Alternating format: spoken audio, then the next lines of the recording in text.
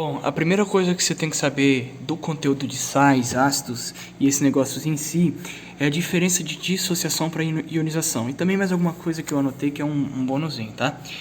Dissociação iônica, isso aqui tu já deve ter visto nos compostos iônicos, né? Porque isso aqui acontece só, só nos compostos iônicos, né? Te lembra do bimestre passado, os compostos iônicos, moleculares e metálicos?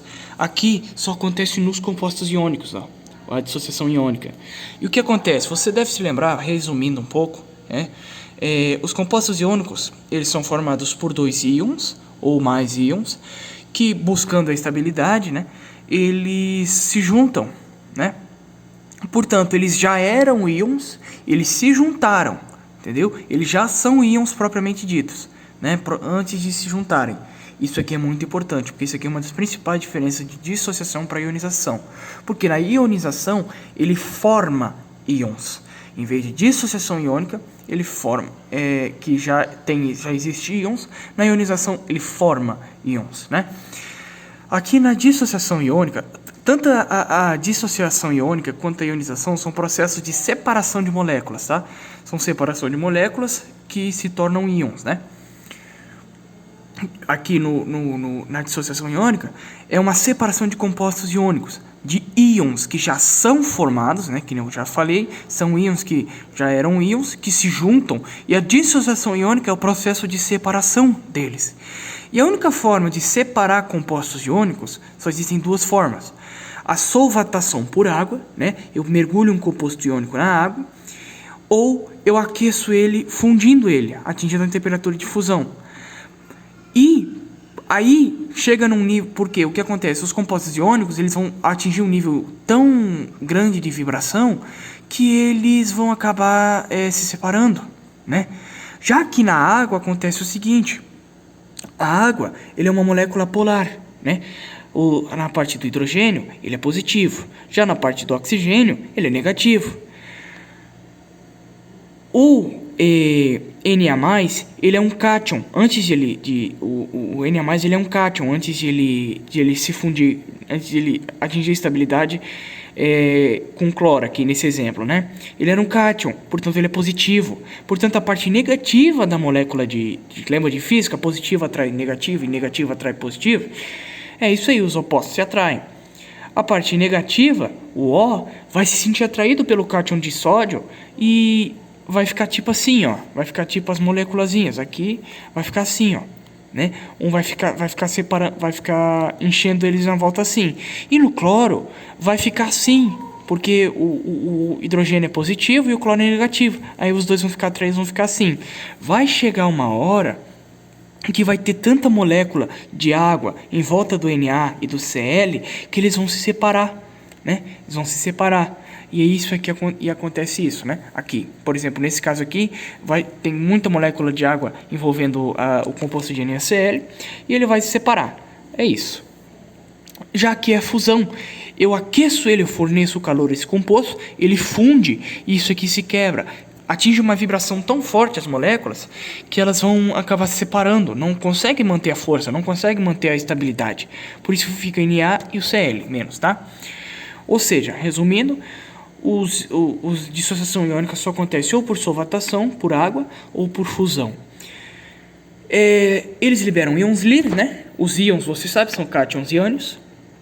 É importante lembrar, eles liberam íons íveis. Eles já têm íons já são formados por íons, eles só se separam, né? E eles liberam íons livres. E você sabe que íons livres em água ou em fundidos, eles conduzem eletricidades, né? Positivo com negativo conduzem eletricidade. E os compostos iônicos, eles podem ser solvatados por solventes polares, né? Água, todos os outros, acho que a acetona também é polar, não sei também, tá? Agora vamos para a ionização.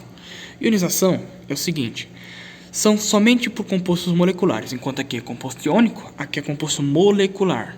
O maior exemplo aqui na inorgânica que a gente trata são os ácidos e os fenóis, né? Os álcools fenóis. O que acontece? Na ionização, eles não são formados íons, como acontecem somente em compostos moleculares, né? Eles não são formados íons. Os compostos moleculares não são íons já formados que se juntam criando os compostos iônicos. Não. Aqui são moléculas que buscam a estabilidade, mesmo assim, sabe? Só para buscar, mas eles não são íons, sabe? Não são íons. Portanto, eles têm que formar íons, né? Quando eles se separam. Por isso é o processo de ionização. Enquanto aqui na dissociação iônica só se separa os íons, aqui forma íons, né?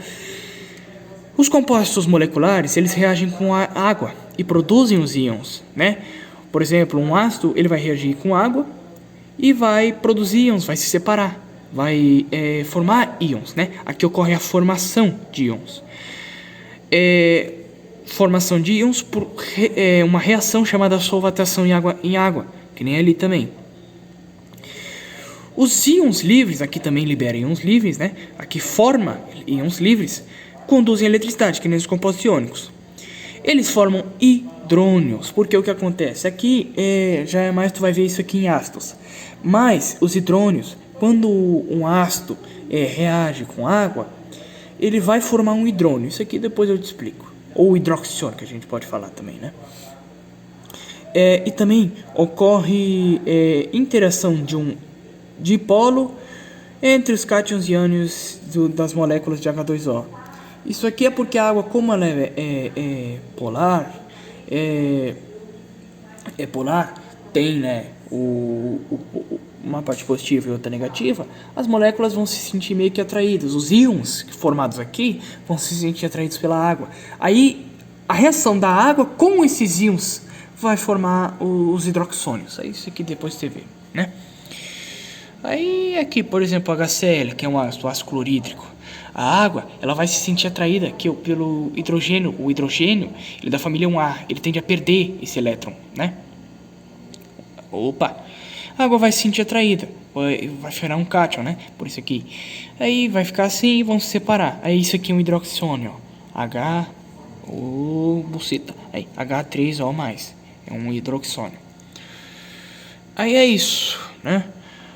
Os ácidos, quando... Nem eu entendi a minha letra agora. Deixa. Água mais açúcar não conduz eletricidade. Corrente elétrica, isso aqui são observações minhas pós-estudos, né? Conceito de ácido e base e sal para Arrhenius. Arrhenius é o cientista master, né, de toda a inorgânica. Os ácidos são substâncias que, quando solvatadas em H2O, são compostos moleculares que, quando solvatados em H2O, liberam H+, como o único tipo de ácido, de cátion. Se eu pegar, por exemplo, o ácido clorídrico e eu mergulhar ele em água, ele vai liberar H+, Cl-, tá? É isso.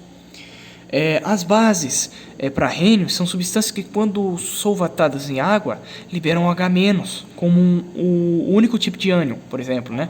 Se eu pegar NaOH, né, e hidróxido de sódio, quando eu coloco ele em água, ele vai dissociar, porque ele é um composto iônico, ele vai liberar o H-, só o H-.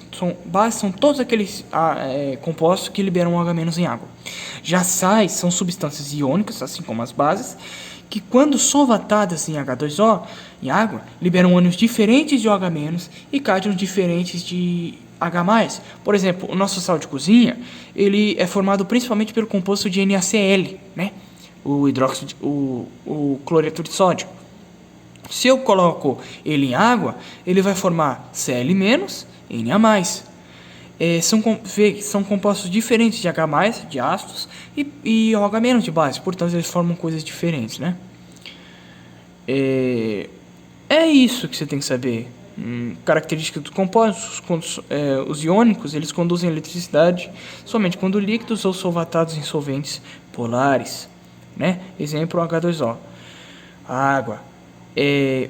Aquilo que eu lhe falei, compostos iônicos só conduzem eletricidade, só liberam íons livres quando eles são fundidos e solvatados em água.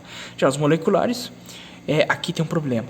Ácidos e amônia. A amônia, mesmo não sendo um ácido, ela também sofre ionização, tá? Ácidos e amônios, eles conduzem eletricidade somente quando solvatadas em meio aquoso. E o resto não conduzem eletricidade em nenhum estado. Só dos compostos moleculares, somente os ácidos e amônia que conduzem eletricidades, tá? É isso.